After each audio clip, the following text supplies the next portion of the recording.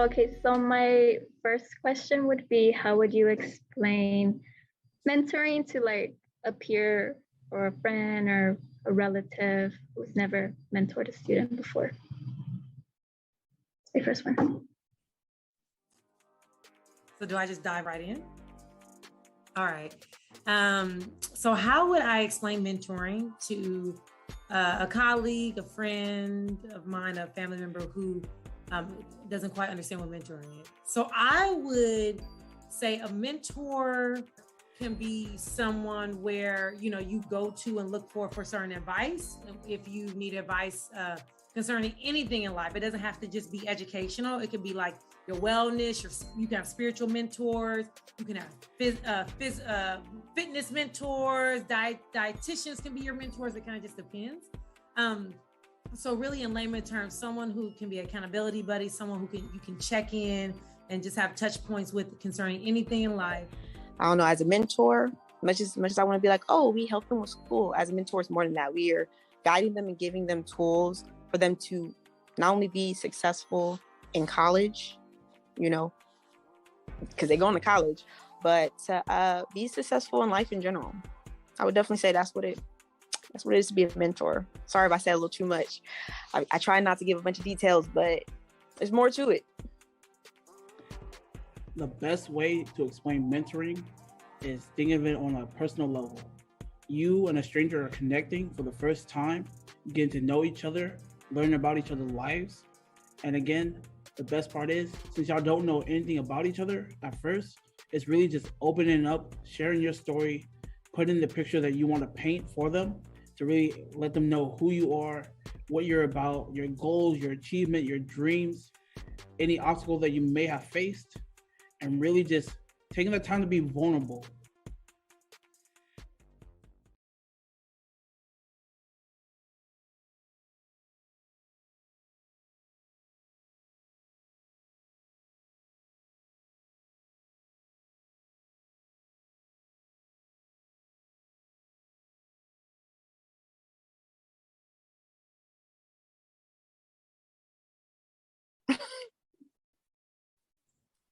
So another question I have, and this is actually for IYT as a whole, what would be, as far as like long-term goals or goals you guys have in the future, what would you guys be implementing as far as like something related to mental health? Just because I do have a lot of mentees that no matter how smart they are, no matter how many resources they have at school, anything like that, I have mentees that are dealing with trauma, depression, anxiety, you know, dealing with serious mental, you know, issues that in order for them to really succeed in school, they're going to need to tackle that alone. And I personally know how that feels.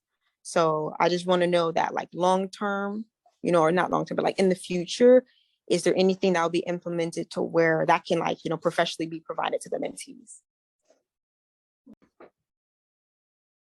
Hello, Passionique. I think that your question was wonderful. My name is Donald Carter, and I am the new wellness counselor. And I think that long-term, we're trying to implement more resources as well as one-on-one mentorship sessions with even the mentors and maybe even the program managers. Just because we have people working with our brothers doesn't mean that they may not suffer from the same issues that we're trying to solve. So for the long-term future, we're trying to implement a bit more of one-on-ones with the mentors so that you guys may receive the same help and the same focus that we're giving to the younger brothers. I do hope that if you have anything personal, you reach out to me or the community resource counselor, as we will navigate that and tackle these issues together. We are all family, and overall, I do believe that the mental well-being of every single one of us, whether it is the brother, mentor, program manager, or even the admin team, should be taken very seriously and dealt with internally. So please allow us to have that conversation if you're up to it. And anybody else watching this video, know that as the wellness counselor, I will do my best to not only allow and allocate resources to you, but be here for one-on-one conversations so that we can address these problems and get back to being healthy, whether it's mentally, spiritually, physically, and all the other traits of mental wellness. So please reach out if you need to. And for anyone else, you guys are very welcome to contact me as well. Thank you. Hi, Passionique. Thank you so much for that question. It is a very important one in regards to mental health and the services that we plan on providing in the future. So one of the big things that we are looking to do is create a partnership where our brothers and mentors can then get access to professional counseling services outside of IYT's core services. So you'll get a lot more information on that moving forward. Additionally, a big thing that Donald, the wellness counselor, and myself are trying to do is to provide you with coping mechanisms, tactics, and techniques to navigate mental health in your life. So throughout our wellness trainings and one-on-one check-ins, as well as Wellness Wednesday workshops, we are looking to give you the tools to make sure you are okay.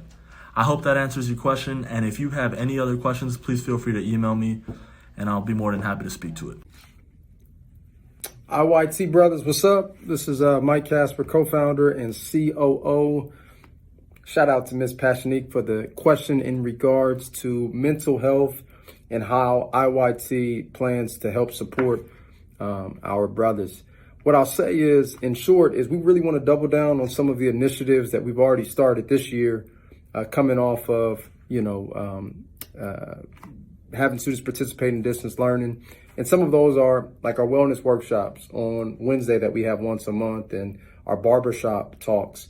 Really, those are created and designed with being able to create organic spaces to be able to have real dialogue about how mental health impacts, folks of color. So, in those conversations, we talk about, stress and anxiety and depression, conversations that are oftentimes taboo in the Black and brown communities. And then beyond that, we want to be able to connect young people, tie them into resources that are beyond just what they receive at school. So whether that's through having a family therapist to be able to help out with families, or connecting students to food resources. So we want to continue to, again, make sure our brothers are taken care of from a holistic approach to ensure that they can show up at their best when it comes to their academics.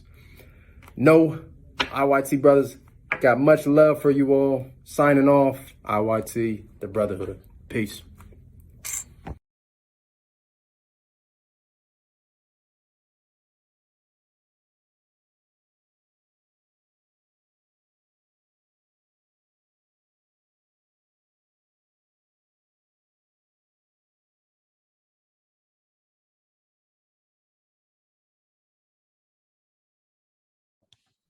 So coming from my experience, being a woman working with young men, I feel like I've gone through a lot of challenges, but also gone through a lot of strides. So I'm also curious and interested to know what your experience has been working with young men of color. Okay, so my experience as a woman working with young men of color, the brothers typically open up more. It's I feel like they feel safer. They're more open to talking about vulnerable subjects. Like the stuff that goes on at home, or if they're having a bad day, they don't hesitate to tell me, oh, this is why I'm having a bad day. Or one of the challenges I have faced being a female mentoring young men of color is working with the parents. They often ask if the brothers could have a male mentor other than a female mentor, and it's okay, I understand, but the reasoning is because they want their sons to have a strong male figure, which a lot of the young men in our program lack.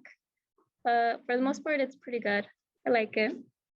As a woman, I don't want to sit here and say, oh, don't show your feminine side or don't be vulnerable. No, I would definitely say as a woman, just be your genuine self, be authentic, but hold them accountable. Really show them that just because you're a woman doesn't mean that they get to act a certain way or they get to disrespect you a certain way. stand your ground. You're definitely going to have some that are going to definitely try you. Happens all the time. You're going to get them. But I just know situations like that. And I would even tell this to like a male. I wouldn't tell this to like, another male mentor. When it comes to gaining respect from them, if they come to you and they're acting disrespectful, you have to be the one to, stand your ground. You can't go to another person to be like, can you get them? They're being disrespectful. Because in that moment, they're really seeing that, okay, you're not going to do anything. You're not going to stand your ground. My past PM was a male. And even when we would have mentees in the beginning who were testing waters, it was just think of like, no, I'm going to stand my ground. I'm going to stand my ground. And also I live with 3 nephews that are not my blood nephews who, when they came and lived with us, they were wild. But I was raised by a single mom and I love my stepdad, but in my household, women, we kind of run into my household. So I'm also naturally used to that. But I just noticed that with boys, you set the standard with them. As a woman, you got to set the standard. It does suck, but you have to do it a little more. We do have to be like more, we got to be more consistent. And sometimes we have to be even more hardcore. But once they get it, they get it. I have certain mentees at one point, they were wild. They were wilding out. But now they get it. I can joke around with them. If I have to stand my ground, if I have to put my foot down, there's no problem. There's no problem. But you got to be consistent. And you have to be the one to stand your ground. You can't have somebody else do it.